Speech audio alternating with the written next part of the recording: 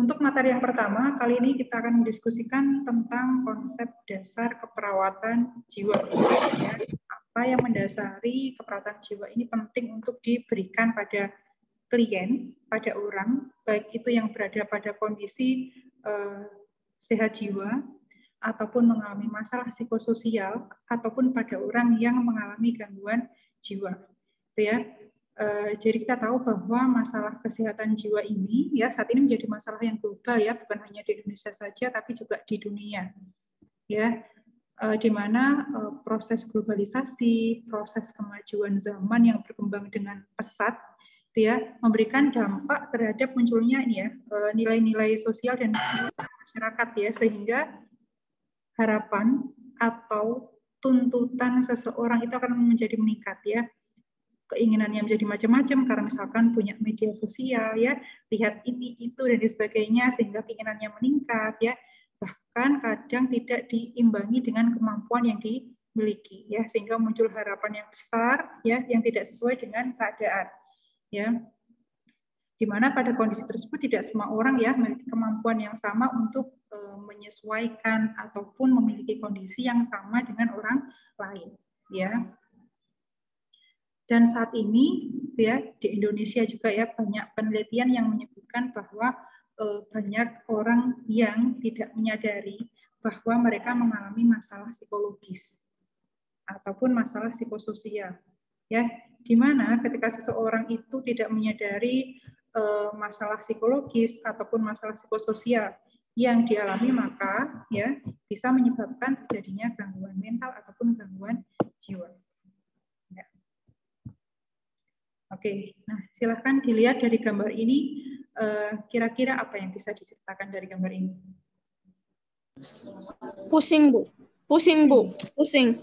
Pusing kenapa kira-kira? Pusing karena tugas. Karena tugas. Pusing banyak tugas. Oke, ini ya. Jadi dari ketiga gambar ini menceritakan bahwa setiap orang itu ya atau setiap manusia itu hidup dalam sebuah rentang respon sehat sampai mengalami kondisi gangguan ya ataupun pada kondisi sakit seperti itu.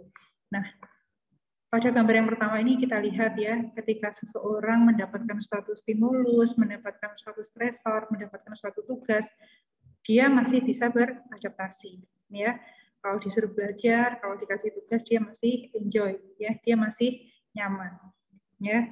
Nah, lama-kelamaan semakin besar tuntutan dalam kehidupan ya, tugas juga semakin banyak ya, lama-kelamaan secara tidak sadar orang tersebut akan merasa terbebani dengan apa yang terjadi di dalam hidupnya ya, mulai stres ya, mulai tidak bisa merawat dirinya ya, mulai tidak fokus dengan keadaan sehari-hari. Nah, kalau hal tersebut tidak diatasi dengan tepat, maka akan bisa menimbulkan kondisi seperti ini ya. Dia hanya bisa fokus kepada satu kondisi yang ada di depannya saja tanpa menghiraukan kondisi yang lainnya ya. Atau kalau bisa disimpulkan, kondisi yang pertama ini kondisi sehat jiwa, ini mengarah ke kondisi stres atau masalah psikososial, dan yang ketiga ini adalah kondisi gangguan jiwa, ya. Ya, jadi kalau disimpulkan, gambar ini menceritakan bahwa manusia itu hidup dalam sebuah rentang respon mulai dari kondisi sehat dan mulai dari kondisi sakit, yang mana pada masing-masing rentang respon tadi, baik pada kondisi sehat, kondisi risiko, atau ketika ada masalah psikososial, mulai stres dan sebagainya, dan kondisi gangguan jiwa itu ada bentuk asuhan keperawatan jiwa yang dapat kita berikan. Ya, oke. Nah ini dari definisi yang pertama. Definisi yang pertama tentang sehat jiwa, ya. Jadi menurut kondisi sehat jiwa, ya. Ini menurut WHO, ya, kesehatan adalah kondisi seseorang yang sejahtera secara fisik, ya. Selain secara fisik juga sejahtera atau kondisinya itu baik-baik saja dari kondisi fisik, mental, ya, atau psikologis, kemudian dari aspek sosial dan juga spiritual, ya. Jadi menurut WHO seseorang itu dikatakan sehat bukan hanya terbatas pada sehat fisiknya saja, tapi juga sehat secara psikologis, ya. Kemudian sehat secara sosial itu maksudnya mereka mampu membina hubungan dengan orang lain, ya, menjalin hubungan interpersonal, dan juga sehat secara spiritual. Ya, artinya mereka punya keyakinan ataupun punya nilai yang sesuai dengan aturan yang mereka percayai. Ya, jadi menurut WHO, seseorang dikatakan sehat jiwa jika ada integrasi dari keempat aspek ini. Ya, sehat secara fisik, mental, sosial, dan juga spiritual. Ya, ini adalah definisi sehat menurut WHO. Ya, oke. Sebagai contoh, misalkan seseorang itu dikatakan sehat. Bukan hanya fisiknya saja ya. Jadi misalkan ada seorang yang merasa pusing ya atau merasa mual sehingga sulit tidur ya. Namun ketika diperiksa ternyata tidak ada yang bermasalah secara fisik. Tekanan darahnya normal ya. Ketika diperiksa darah hemoglobinnya juga normal dan ternyata ketika misalkan kita melakukan pengkajian lebih lanjut ternyata orang ini tidak bisa tidur karena banyak pikiran, ya, karena merasa stres dan sebagainya, ya.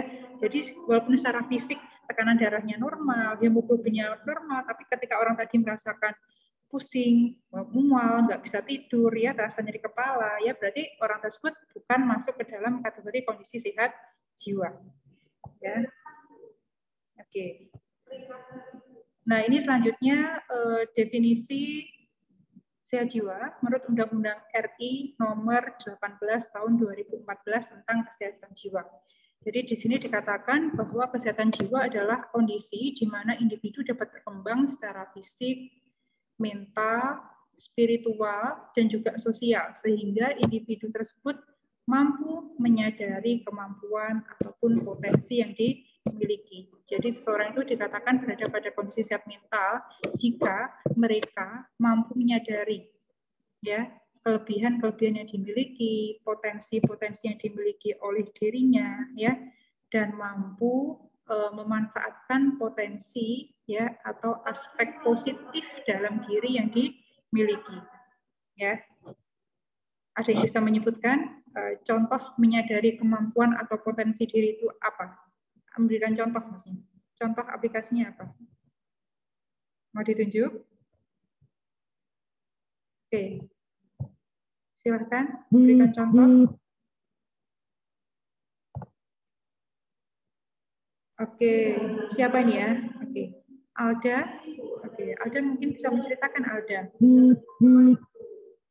Ya, contoh dari menyadari kemampuan potensi diri. Ada yang bisa memberikan contoh? Kalau kemampuan mengontrol emosi, Bu. Gimana? Kemampuan mengontrol emosi. Kemampuan mengontrol emosi. Oke, ada lagi yang bisa menceritakan contohnya? Oke, jadi contoh simpelnya saja ya untuk komponen menyadari kemampuan potensi diri ini contohnya misalkan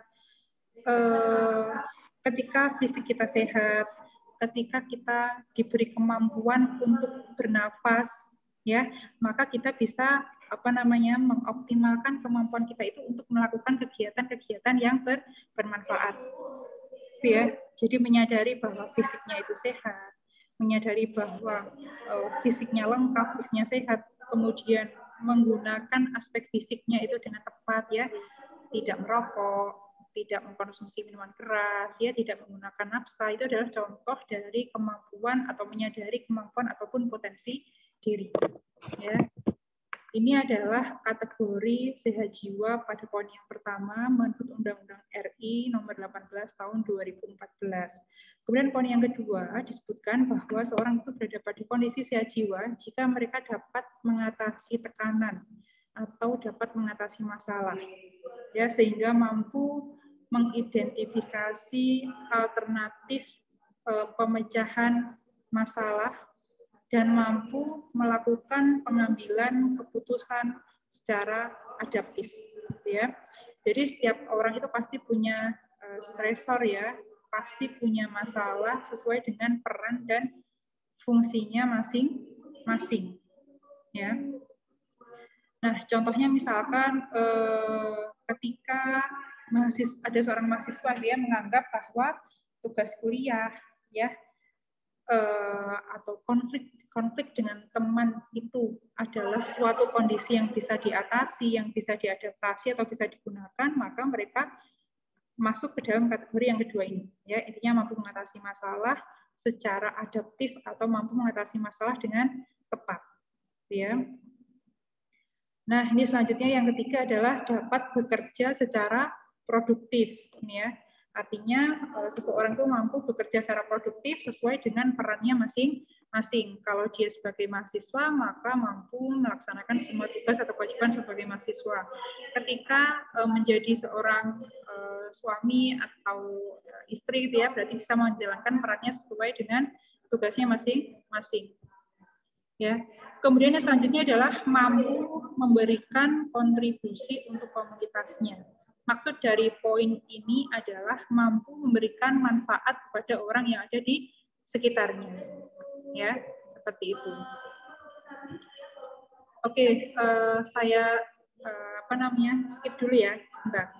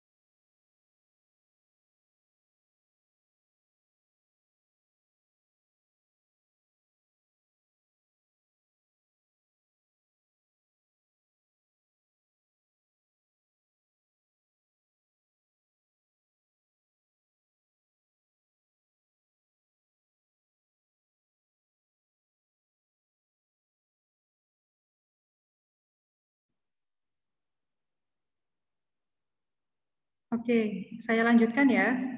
Suara saya masih terdengar ya? Ya, Bu. Oke.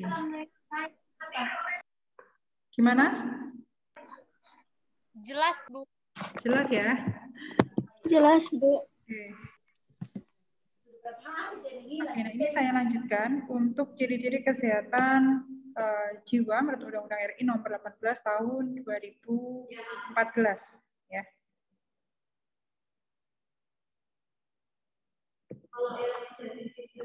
Ya, jadi ada 4 ini tadi ya, menyadari kemampuan atau potensi diri, dapat mengatasi tekanan atau masalah, dapat bekerja secara produktif, dan mampu memberikan kontribusi untuk komunitasnya. Ya. Nah, ini definisi sehat jiwa menurut ada ahli jiwa namanya Townsend ya. Jadi menurut Townsend, sehat jiwa itu adalah suatu keberhasilan seseorang untuk melakukan adaptasi ya terhadap stresor atau masalah, baik itu stresor yang berasal dari lingkungan internal yang berasal dari dalam dirinya sendiri maupun stresor yang berasal dari lingkungan eksternal yang berasal dari lingkungan luar ya, baik itu dari orang lain, dari keluarga ataupun dari lingkungan sosialnya. Ya. Nah, di mana keberhasilan seseorang dalam melakukan adaptasi atau keberhasilan seseorang dalam beradaptasi untuk mengatasi masalah itu bisa dibuktikan melalui pikiran, perasaan, dan perilaku yang sesuai. Ya, dengan usia dan norma lokal serta budaya setempat. Ya, jadi sudah jelas ya intinya bahwa sehat jiwa menurut Townsend tadi adalah kemampuan seseorang untuk mengatasi stresor internal ya atau masalah dari dalam dirinya, misalkan ketika orang itu mengalami demam ya atau mengalami masalah emosi seperti merasa bersalah, merasa ingin marah ya, ketika mereka mampu mengontrol dengan baik itu masuk dalam kategori sehat jiwa ya. Selanjutnya, definisi sehat jiwa menurut Schwartz, di sini dikatakan bahwa kesehatan jiwa adalah kondisi seseorang individu yang sejahtera, ya artinya individu tersebut mampu merasakan bahagia, ya mampu untuk bersyukur, ya merasa tenang dalam hidupnya, merasa hidupnya itu tercukupi, gitu ya, puas dengan kondisinya, mampu melakukan aktualisasi diri, ya. Nah, ini masuk ke dalam kebutuhan dasar manusia paling tinggi ya, menurut teori kebutuhan dasar manusia menurut Maslow. Kemudian mampu berpikir optimis dan berpikir positif di segala situasi, baik terhadap diri sendiri, orang lain, dan juga lingkungan. Nah, definisi sehat jiwa menurut Stuart ini lebih luas ya. Artinya orang yang berada pada kondisi sehat jiwa itu ciri-cirinya adalah dia mampu bersyukur dengan kondisi yang dimiliki, puas dengan keadaan yang dimiliki, mampu memanfaatkan kemampuan dalam dirinya untuk melakukan aktualisasi diri, dan mampu untuk berpikir positif pada kondisi apapun, baik itu ya berpikir positif pada diri sendiri, ya maupun berpikir positif pada orang lain serta lingkungan. Ya, jadi ketika ada masalah tidak langsung, ini contohnya ketika ada masalah tidak langsung menyalahkan orang lain. Ya. Ini adalah ciri dari sehat jiwa menurut Stuart. Nah, ini ada definisi lagi ya menurut Menninger ya, orang yang sehat jiwa adalah orang yang memiliki kemampuan untuk menyesuaikan diri pada lingkungan serta berinteraksi dan berinteraksi dengan baik, mampu berinteraksi dengan tepat dan mampu merasakan kebahagiaan. Ya, ini hampir sama dengan definisi-definisi sebelumnya. Oke, ini saya skip ya. Nah, ini dari beberapa definisi dan juga ciri-ciri sehat jiwa yang disampaikan oleh beberapa ahli di depan, ya, dan juga WHO serta Undang-Undang RI dikatakan bahwa orang yang berada pada kondisi sehat jiwa adalah orang yang mampu melihat bahwa setiap hari itu adalah baik. Tidak ada satu alasan sehingga pekerjaan harus ditunda. Oke, poin yang pertama adalah, nih ya, menganggap bahwa semua hari itu baik dan tidak ada alasan untuk menunda-nunda pekerjaan. Ya. Oke. Kemudian yang kedua, ya, hari esok adalah hari yang baik, kemudian mampu beradaptasi atau menyesuaikan diri dengan lingkungan, lalu dapat mengembangkan usahanya, ya, artinya ketika dia memiliki keinginan, dia mampu melakukan usaha untuk mencapai keinginannya tersebut. Kemudian yang kelima, selalu puas dengan hasil yang dikerjakan, mampu bersyukur intinya. Kemudian yang keenam, dapat memperbaiki diri dan tidak menganggap bahwa dirinya itu selalu benar. Ya. Mampu menerima masukan dari orang lain sebagai bahan untuk melakukan introspeksi diri. Ya. Nah, selanjutnya seperti yang saya sampaikan di awal tadi bahwa dalam kehidupan itu setiap orang berada pada rentang respon. Ya, mulai dari kondisi sehat jiwa, bergerak lagi ke kondisi psikososial atau berada pada kondisi risiko, ya, mulai punya masalah, mulai stres dan sebagainya, dan selanjutnya adalah pada kondisi gangguan jiwa. Ya, nah, yang sudah kita bahas pertama tadi adalah definisi dari sehat jiwa, ya, atau orangnya disebut dengan orang yang sehat jiwa. Nah, selanjutnya ini yang harus kita pahami saat kita berikan asuhan keperawatan jiwa, ya, ini ada yang namanya ODMK atau orang dengan masalah kejiwaan. Apa sih ODMK itu? Ya, ODMK ini adalah orang yang memiliki masalah fisik, ya, punya masalah fisik, ya, contohnya misalkan orang tadi sedang sakit, ya, ataupun memiliki penyakit kronis dan sebagainya, kemudian orang yang memiliki masalah mental, ya, orang yang memiliki masalah sosial, memiliki masalah pertumbuhan dan perkembangan, dan atau memiliki masalah yang berkaitan dengan kualitas hidup, ya, sehingga orang tersebut memiliki risiko untuk mengalami gangguan jiwa. Ya, bisa diterima ya. Ini adalah definisi dari ODMK atau orang dengan masalah kejiwaan, ya. Orang yang berada pada kondisi tertentu yang memiliki masalah atau penyakit fisik, ya, masalah psikologis ataupun masalah sosial di mana kondisi tersebut bisa menyebabkan seseorang beresiko untuk mengalami gangguan jiwa. Ya, artinya kalau orang itu statusnya sudah ODMK, kalau mereka punya masalah ya dan tidak diatasi dengan tepat, maka berisiko besar untuk mengalami gangguan jiwa. Ya, ini definisi ODMK menurut Undang-Undang RI Nomor 18 Tahun 2014. Ya. Nah, siapa saja sih yang berisiko untuk menjadi ODMK?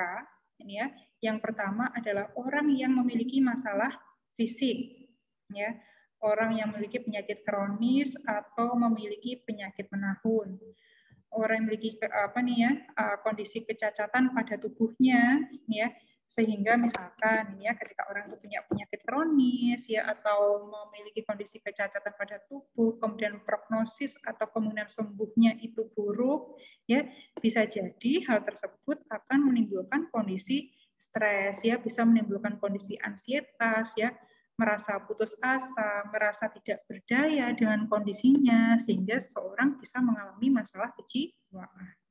Ya, akhirnya minder bertemu dengan teman-temannya karena kondisinya berbeda dengan kondisi yang sebelumnya, ya, menjadi lebih mudah marah, mudah tersinggung dan sebagainya. Ya. Nah, ini kondisi yang lain untuk masalah fisik, misalkan ibu hamil, ibu melahirkan, ibu menyusui, itu juga berisiko ya untuk menjadi ODMK. Misalkan ibu yang setelah melahirkan kemudian mengalami baby blues kayak gitu ya, itu masuk ke dalam atau pelakunya disebut dengan ODMK. Kemudian yang faktor risiko yang kedua adalah masalah sosial, ya, misalkan kehilangan pekerjaan, ya, tidak memiliki pekerjaan, perceraian, kemudian menjadi korban bully, ya, pelecehan seksual dan sebagainya. Nah, kalau kondisi-kondisi seperti ini bisa sampai menyebabkan perubahan psikologis atau perubahan mental pada pelakunya, maka orangnya disebut dengan ODMK. Ya, misalkan ya di PHK ya sehingga ada laki-laki dia di PHK sehingga menjadi pengangguran ya padahal dia harus menafkahi istri dan anaknya ya tapi kenyataannya tidak bekerja, tidak punya uang, tidak punya penghasilan ya. Kemudian dia merasa stres ya, kepikiran gitu ya, merasa bersalah dengan kondisi dirinya ya, mudah cepat marah pada keluarganya dan sebagainya, maka hal tersebut masuk ke dalam kategori faktor risiko ODMK. Ya, bisa dipahami ya dari sini ya. Nah, oke. Ini tadi adalah tentang orang dengan masalah kejiwaan atau orang-orang yang berada pada kondisi di mana mereka memiliki risiko untuk mengalami gangguan jiwa jika permasalahannya itu tidak diatasi dengan tepat. Oke. Selanjutnya, setelah ada ODMK atau orang yang berada pada masalah psikososial, selanjutnya adalah orang dengan gangguan jiwa atau yang disebut dengan ODGJ. Ya. Oke. Sebelumnya, definisi untuk gangguan jiwa, ya, gangguan jiwa adalah sindrom atau kumpulan tanda gejala perilaku seseorang yang secara khas berkaitan dengan suatu gejala penderitaan atau adanya distres, ketidakmampuan atau disebut juga dengan hendaya di dalam satu atau lebih dari satu fungsi yang penting dari manusia, yaitu fungsi psikologis, fungsi perilaku, dan juga fungsi biologis. Ya, di mana gangguan itu tidak hanya terletak di dalam hubungan antara orang itu, tapi juga dengan masyarakat. Atau kalau dibuat ringkas ya, definisi dari gangguan jiwa itu adalah ini ya, antara pikiran, perasaan, dan juga perilakunya itu tidak berjalan dengan selaras ya, tidak konsisten ya, sehingga bisa menimbulkan berbagai macam efek, baik itu pada efek biologis, pada aspek fisik, aspek psikologis, aspek perilaku, dan juga pada aspek sosial. Ini disebut dengan orang dengan gangguan jiwa ya. Jadi perilakunya itu tidak menggambarkan apa yang menjadi isi pikirannya. Ya, ciri-ciri dari ODGJ ini ya adalah ODGJ adalah orang yang mengalami gangguan pikiran. Nah, apa saja sih contoh dari gangguan pikiran itu? Ya, sulit konsentrasi, ya, dalam waktu yang lama, kemudian pikirannya itu bingung, kacau, ya, tidak tahu apa yang harus dilakukan ketika punya masalah, ya, kemudian merasakan takut yang tidak beralasan, atau ini ya sampai gangguan pikiran itu juga bisa berakibat pada adanya gangguan panca indera, ya, misalkan seorang itu sampai mengalami halusinasi ataupun misalkan mengalami ilusi, ya. Ini contoh gangguan pikiran. Kemudian gangguan yang lain yang dialami oleh ODGJ, ya, adalah gangguan perasaan. Contoh gangguan perasaan adalah cemas berlebihan, sedih yang berlarut, ya, marah yang tidak beralasan. Ini adalah contoh dari gangguan alam perasaan, ya. Oke. Selanjutnya untuk gangguan perilaku, contohnya di sini adalah suka menyendiri, ya, adu gelisah, perilaku yang terus-menerus kemudian untuk gejala fisiknya, misalkan mengalami gangguan tidur, ya, dan terus-menerus secara fisik, ketika diperiksa tidak ada kondisi patologis yang menyertai, ya. Kok nggak boleh anu ya? Kemudian untuk gangguan fungsi atau sosial, ya, tidak mampu bekerja, ya, sering membolos, ya, prestasi menurun ataupun perilaku berupa menarik diri, ya, tidak mau bergaul dengan orang lain, ya. Jadi ini adalah ciri-ciri gangguan yang dimiliki oleh ODGJ. Ya, jadi jangan menyebut lagi orang yang mengalami gangguan mental itu adalah orang gila, ya, tapi istilahnya adalah ODGJ, orang dengan gangguan jiwa atau orang dengan gangguan kejiwaan. Ya. Oke. Nah, ini selanjutnya. Nah, tadi ya ada sesuai dengan yang saya sampaikan di slide sebelumnya, ini ada pengkategorian derajat kesehatan jiwa. Ya, jadi berdasarkan definisi dan indikator kesehatan jiwa, individu dan keluarga, ya, jadi kategori ini berlaku untuk kategori individu dan juga kategori keluarga, ya, dapat dikategorikan untuk derajat kesehatan jiwa itu yang pertama adalah individu yang sehat jiwa. Ciri-cirinya banyak, ya, tadi sudah ada di slide yang ada di depan, atau kalau diringkas, ya, mereka mampu menyadari potensi diri, mampu memanfaatkan kelebihan, ya, yang ada dalam dirinya, kemudian bisa mengenali aspek positif, ya, bisa mengenali hal-hal yang bisa dimanfaatkan oleh diri sendiri. Kemudian mampu mengatasi stresor, baik itu stresor yang berasal dari lingkungan internal ataupun eksternal. Kemudian mereka juga produktif, ya, mampu melakukan usaha-usaha yang ditujukan untuk memenuhi keinginan ataupun harapan, ya. Kemudian selanjutnya mampu berkontribusi bagi lingkungan atau mampu memberikan manfaat bagi orang lain. Nah, sedangkan untuk definisi atau kategori keluarga sehat jiwa, ya, jadi kalau kita melakukan pengkajian, ya, bisa melakukan pengkajian individu ataupun pengkajian dalam keluarga ataupun komunitas. Nah, ini ciri dari keluarga sehat jiwa adalah tidak ada anggota keluarga yang menunjukkan tanda gejala gangguan jiwa. Ya, di mana ciri secara garis besar pada orang yang mengalami gangguan jiwa atau pada ODGJ tadi ada banyak, ya, mengalami gangguan pada aspek pikiran, perasaan, perilaku, ataupun mengalami gangguan pada aspek sosial. Ya, saya rasa sudah jelas, ya, untuk pengkategorian derajat kesehatan jiwa, ya. Yang pertama ada kondisi sehat jiwa, baik itu pada individu ataupun pada keluarga. Selanjutnya ada pengkategorian derajat kesehatan jiwa yang kedua. Ini adalah individu dengan resiko masalah kesehatan jiwa dan juga keluarga dengan resiko masalah kesehatan jiwa, atau yang tadi orangnya disebut dengan ODMK, ya, atau orang dengan masalah kejiwaan, ya. Oke, tadi sudah ada juga di depan, ini ringkasan, ya.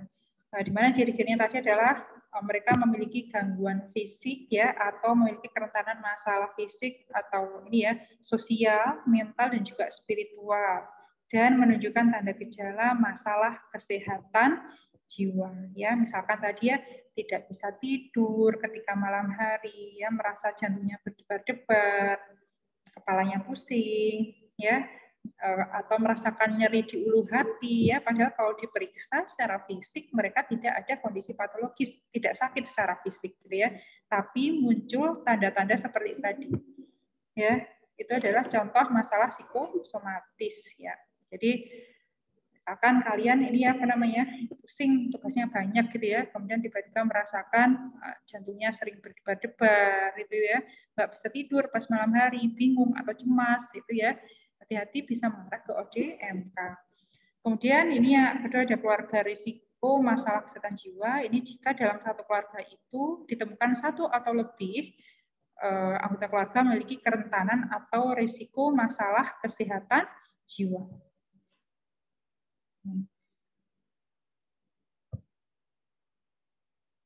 Kemudian selanjutnya, ini ya, pengkategorian yang ketiga adalah individu dengan gangguan jiwa atau keluarga dengan gangguan jiwa. Ya. Individu dengan gangguan jiwa di sini adalah jika individu tersebut menunjukkan perubahan pada pikiran, perasaan, dan juga perilaku yang berdampak pada kehidupan.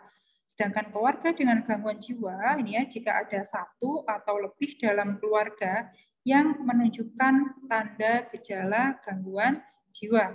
Ya, sudah jelas tadi di depan ya, ciri-ciri gangguan jiwa apa saja. Nah, ini selanjutnya, ini adalah ruang lingkup praktik keperawatan jiwa. Ya, jadi kalau mungkin ada persepsi bahwa asuhan perawatan jiwa ataupun pelayanan yang diberikan pada orang dengan gangguan jiwa itu hanya di RSJ saja, itu kurang tepat. Ya.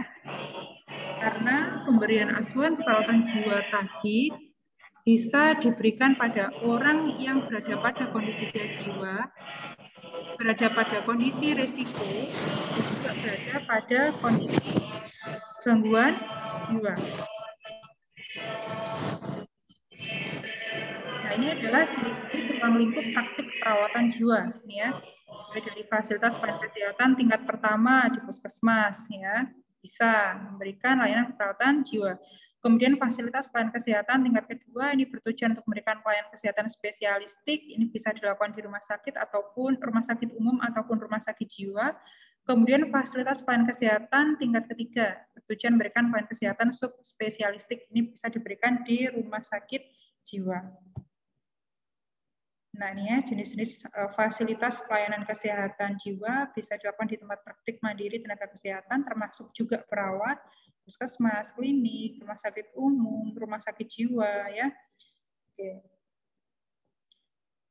Jadi ini juga ada ya, puskesmas itu juga memiliki peran penting dalam peningkatan kesehatan, termasuk kesehatan jiwa masyarakat, ya. Jadi saat ini puskesmas, program-program yang ada di puskesmas juga sudah mulai dikembangkan untuk membantu ataupun memberikan program kesehatan jiwa bagi masyarakat, baik itu bagi orang yang berada pada kondisi jiwa, kondisi risiko atau masalah psikososial atau pada ODMK, dan juga pada orang yang mengalami gangguan jiwa. Ya, di mana ruang lingkup praktik pelayanan untuk pelayanan kesehatan jiwa itu mulai dari kegiatan promotif dan juga preventif, ini yang bisa diberikan pada orang yang berada pada kondisi jiwa, ya, misalkan dengan memberikan penyuluhan kesehatan, ya, dengan memberikan pelatihan-pelatihan yang bisa digunakan untuk mencegah terjadinya masalah psikososial, ya, mencegah agar orang tadi tidak menjadi ODMK atau tidak menjadi ODGJ. Ya, jadi ini sasarannya adalah orang dengan sehat jiwa.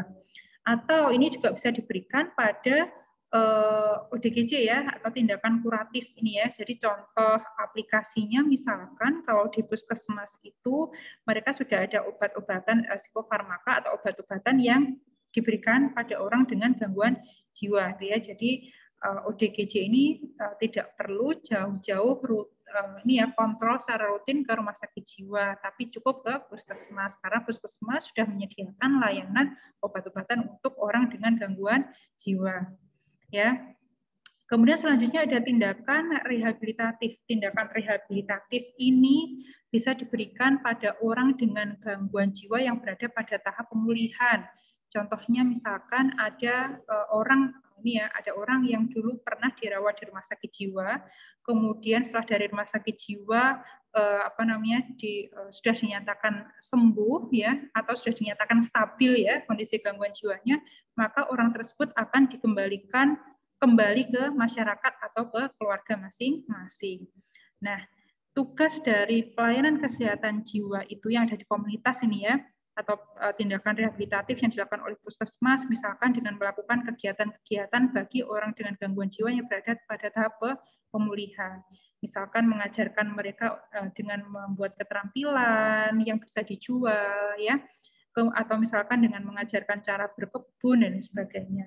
Ya, itu adalah contoh dari tindakan rehabilitatif yang bisa diberikan oleh puskesmas. Ya, jadi layanan kesehatan jiwa ini luas ya, tidak hanya terbatas di rumah sakit umum ataupun di rumah sakit jiwa, tapi juga bisa dilakukan di tempat pelayanan kesehatan primer seperti puskesmas. Oke, nah ini aspek legal dan etik praktik keperawatan jiwa ya. Jadi walaupun ODGJ dan juga ini ya, kaum disabilitas mental ya, mereka berisiko terhadap terjadinya pelanggaran HAM ya. Contohnya misalkan ODGJ-nya dipasung oleh keluarganya atau kasus pemerkosaan pada ODGJ ya. Pengeroyokan atau berkekerasan pada ODGJ ini juga banyak. Nah, ini mereka sebenarnya sudah secara hukum sudah dilindungi ya, walaupun kejadian terkait dengan pelanggaran HAM pada ODGJ ini juga masih banyak. Nah, peran perawat di sini terkait dengan aspek legal dan etik praktik perawatan jiwa adalah ini ya, perawat penting untuk memahami hak asasi manusia termasuk hak asasi manusia pada ODGJ ya, hak pasien dan juga pemberian pelayanan terbaik sesuai dengan standar pelayanan dan juga kompetensi. Ya, di mana permasalahan-permasalahan ini bisa diatasi di berbagai tingkat pelayanan kesehatan.